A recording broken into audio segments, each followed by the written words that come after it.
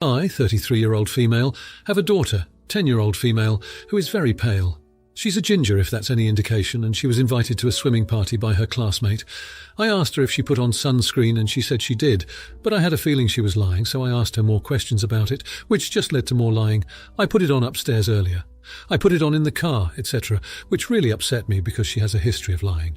I've talked to her several times throughout maybe the past 3 years about how I don't care if she does something bad. She should just not lie. Just last week she lied about something related to school, and I talked to her again about not lying. This time when she lied, I decided to actually punish her by not letting her go to the party. I feel really bad, but at the same time, I feel like she doesn't take me seriously because I never really punish her. But also, she thinks it's better to lie so she doesn't get punished. I don't feel like I'm that harsh because the worst I've ever done was take her phone away for a day. I think I'm the AH because I feel like it's such a small lie, but at the same time, I feel like lying about small things will eventually turn into lying about big things. So am I the idiot for not letting my daughter go to the swim party for lying about wearing sunscreen? Edit: I've realised my wrongs, but feel free to keep commenting and roast me. Second edit: came back to this post from like 100 comments to almost 1k comments. There's a lot of stuff to people are commenting, so I'll just address a few of the couple of questions I'm seeing. 1. I already answered this in an earlier comment, but I thought she might have been lying because we've only been using Korean face sunscreen that I've bought in bulk lately, since that's the kind we like to put on ourselves. It comes in a small tube, and when I noticed it wasn't really touched, that's when I started questioning her, and that's when the lies compounded. She said she put on the sunscreen upstairs, but it was downstairs the whole time. Then another lie: she eventually admitted to lying. 2. How can she put sunscreen on her own? She's 10, almost 11, and limber? We both have no issues putting on our sunscreen, even the back. 3. People saying to let her burn as punishment. I'm sorry, but I don't think you understand how much more likely someone with her skin type will get cancer from being in the sun. 4. Some people are saying that lying is natural for this age, while others are accusing me of harassing her and other things, and that's why she lies. For the latter, I don't know how you got to that conclusion. I think that was it for the most common comment/questions. Overall, my takeaway from this is what I got from the comments. Be proactive instead of reactive when it comes to situations like this.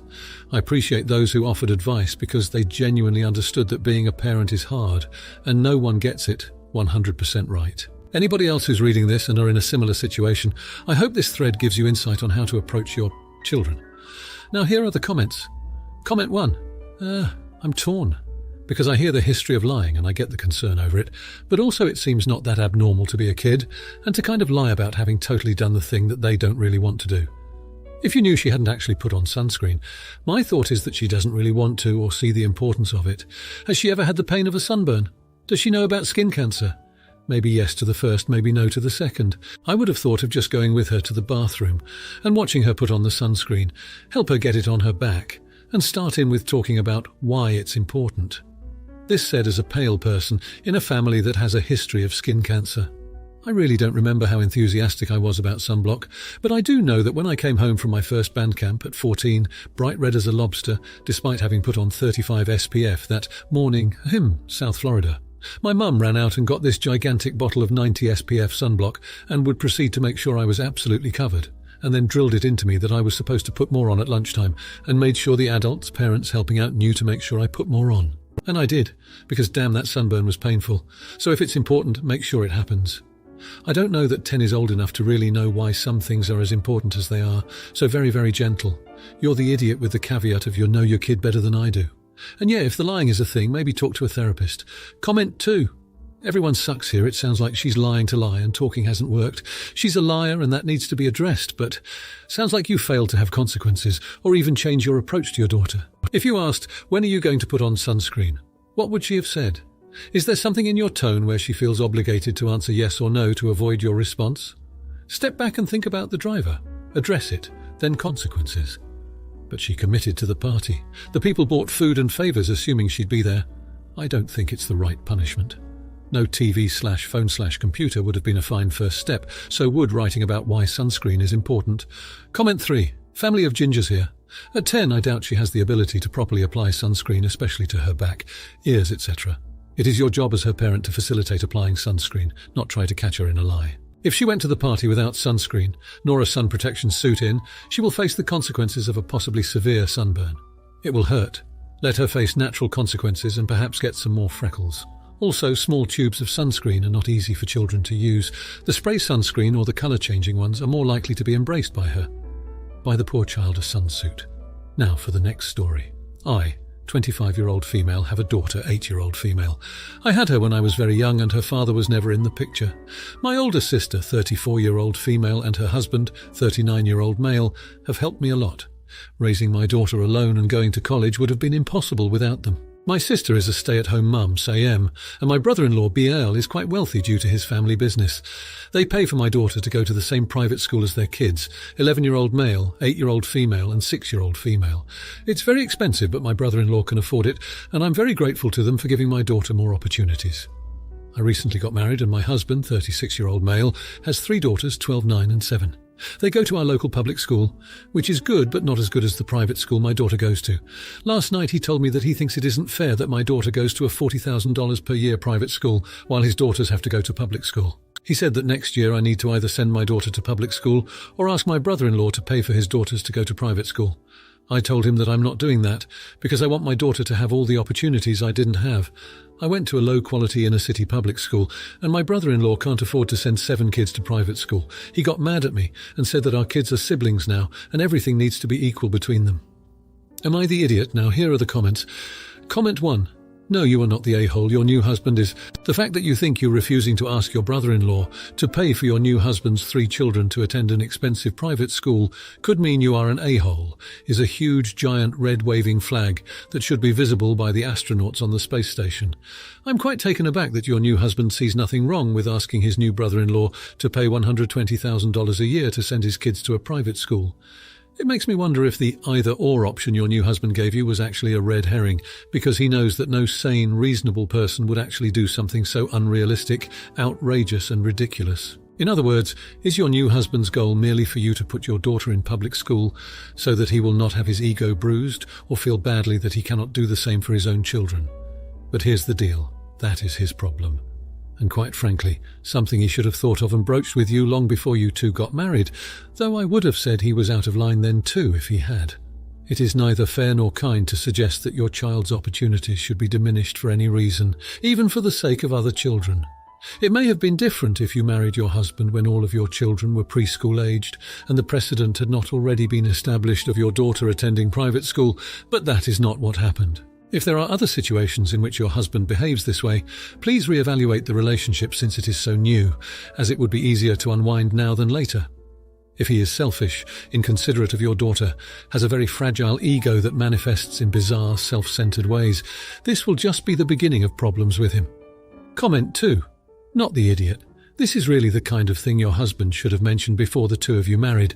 Something about the phrase, the kids are siblings and everything needs to be equal between them, is throwing up red flags for me. Even between full siblings things aren't equal. You can aim for fair, but you can't ever achieve equal. Like, think about trying to spend equal amounts of money on 2 different children for Christmas gifts. It's impossible. So I think my feeling is that the convince your brother-in-law to pay for my kid's school could be part of a bigger issue with money and entitlement. For instance, if you've joined finances, is your income being spent on your husband and his kids? Are you being expected to take on the majority of childcare? Basically, is he taking advantage of you? Comment 3. Not the idiot. The kids are now step-siblings. They are of no relation to your sister and brother-in-law, and they owe them nothing. I would make this a hard line and always put your daughter first. If this is the hill he chooses to die on, then let him and leave. Huge red flags like flashing red light red flags. I am sure that he was aware before you were married that his children were in public and your child was in private. That makes it an even larger red flag. Please reevaluate this relationship. If you force the issue or even approach it with your brother-in-law, the only person who will lose here is your daughter. Now for the next story. My 42-year-old male wife's 40-year-old female family is Mexican, and they follow a tradition to hold a big party for girls that are turning 15. It's called a quinceañera. That wasn't part of my culture, and I never understood the point of spending so much money in a party anyway, but we did save up for a while to throw my daughter one. Until my daughter herself said a few months ago that she doesn't want a party and would prefer to spend that money on a trip. It will be a 30-day tour to Europe with a group of teenagers, including some school friends. Here's the thing, my daughter has a twin brother. Of course my son wouldn't get a quinceañera, even though they celebrate their birthday on the same day, because the party is just for girls.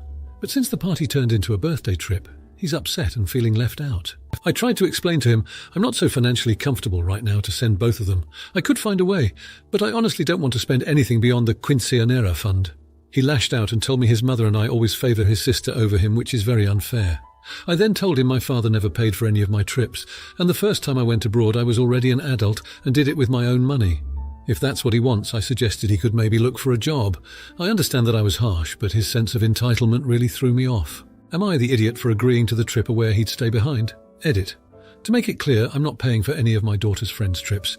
It will be a supervised tour, and some girls she knows from school will also go on their parents' dime. Now here are the comments. Comment 1. You think spending money on a party is wasteful, so you decide to send your daughter on a month-long trip instead. You tried to explain to your son that you couldn't afford to send him on holiday as well, then say you actually can afford it, you just don't want to. Then you suggest an underage child gets a job if he wants to be treated equally to his sister. Your annoyance at your son's sense of entitlement is comical, as he is rightfully entitled to equality. Despite all this, you think his assertion that you favour his sister is unfair, when your whole post details how you favour his sister.